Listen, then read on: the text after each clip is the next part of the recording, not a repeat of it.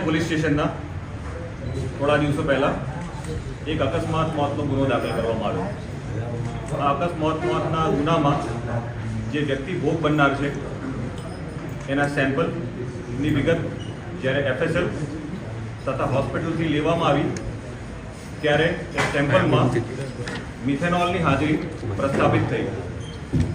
મિથેનોલની હાજરી પ્રસ્થાપિત થતાં વર્તેજ પોલીસ સ્ટેશનના આ એડીના આધારે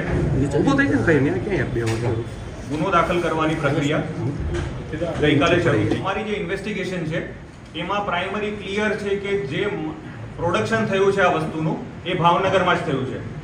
કોઈ પણ દિશામાં જો કોઈ એવું કહેતું હોય કે અન્ય કોઈ જગ્યાએ થયું તો please do not follow such circumstances. માત્ર ભાવનગરમાં રો મટીરિયલ આવ્યું છે, ભાવનગરમાં જ એનું પ્રોડક્શન થયું છે. ગૌતમના ઘર એક એવી જગ્યા છે જ્યાં એની પ્રોડક્શન ફેક્ટરી તરીકે આપણે આઈડેન્ટિફાઈ કરી છે અને એ બાબતે એના પુરાવા અમે લોકો એકત્ર કર્યા. સર ડીજીપી નો લેટર છે, સર ડીજીપી નો લેટર છે તેમાં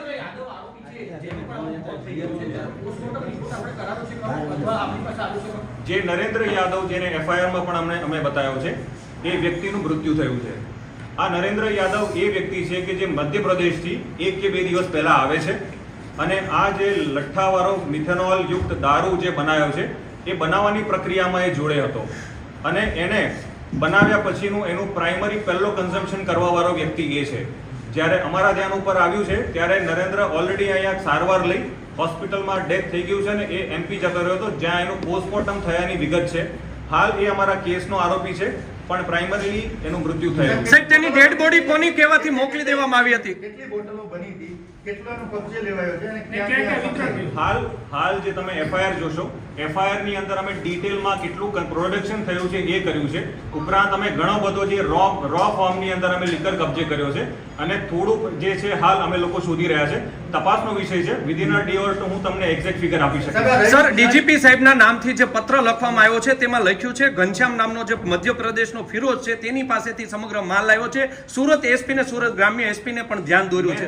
તો ઘનશ્યામનો રોલ સર શું? ના, મેં તપાસના વિષયમાં આપને સ્પષ્ટ કર્યું કે અહીંયા જ લીકર બનેલાની હકીકત તપાસમાં આવી છે.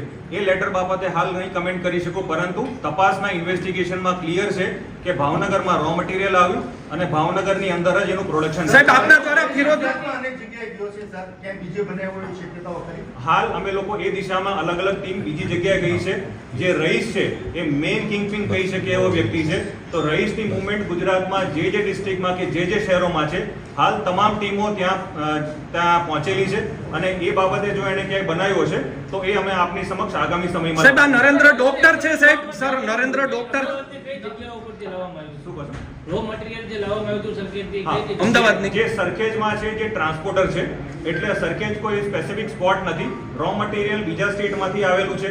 ઇથેનોલ, મિથેનોલ કે એનો એસેન્સ કે એનું સ્મેલ માટેના જે કેમિકલ્સ છે અલગ અલગ જગ્યાથી આવ્યા છે અને પ્રોબેબલી રિમાન્ડના પ્રોસેસ દરમિયાન અમે આપની સમક્ષ એ વિગત કાઢીને રજૂ સર સર મિથેન હાલ એ બાબતે કમેન્ટ નથી કરવી પણ હું તમને એની વિગત પોસ્ટમોર્ટમના રિપોર્ટ આવ્યા. સર મિથેનોલ છે તે ભચાઉ ખાતેથી ખરીદવામાં આવ્યું છે. ત્યાં ભચાઉ પોલીસે પણ આરોપીને કબજે કર્યા છે. કચ્છ મુન્દ્રા સુધી તપાસ એ વાત એવું વિષયનો કોઈ તથ્ય નથી. કેટલા આરોપી બાકી હવે? હાલ 21 આરોપીઓ જે FIR માં છે એમાં નરેન્દ્ર યાદવ છે એનું મૃત્યુ થયું છે.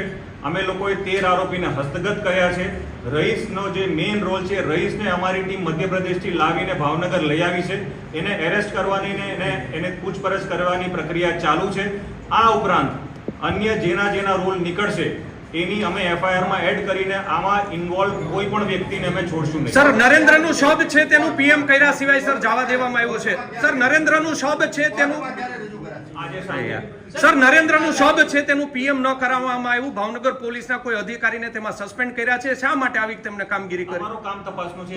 આપે કીધું તું બોડી પાછી મંગાવવાની છે. ગૌતમને રહીશનો કોન્ટેક્ટ કઈ રીતે થયો?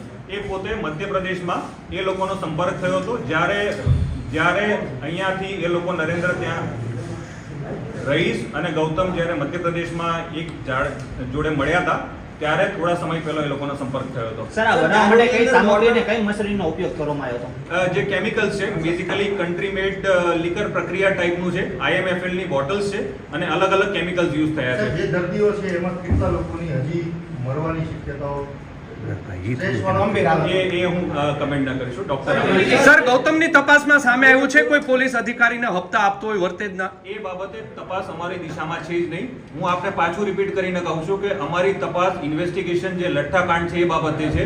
પ્રાઇમરીલી પ્લીઝ અન્ડરસ્ટેન્ડ કે અમે લોકો એ દિશામાં કામ કરીએ છીએ. આપણે જે આરોપીઓનું લિસ્ટ બનાવ્યું તેમાં નરેન્દ્ર યાદવ નામનો આરોપી છે, તેનું મોત જ્યાં પણ થયું હોય, આપણે એની ડેડ બોડી પીએમ કરાવ્યા વગર પાછી કેવી રીતના આપી? Yes. તે મામલે રહસ્ય શું છે સર? એ વિષય હાલ ઇન્વેસ્ટિગેશનનો નથી. અમે લોકો જ્યારે એ બાબતે અમે તમને એનું ફાઇન્ડ કરીશું ત્યારે અમારે એની સમક્ષ સંકેત દઈશું આપને.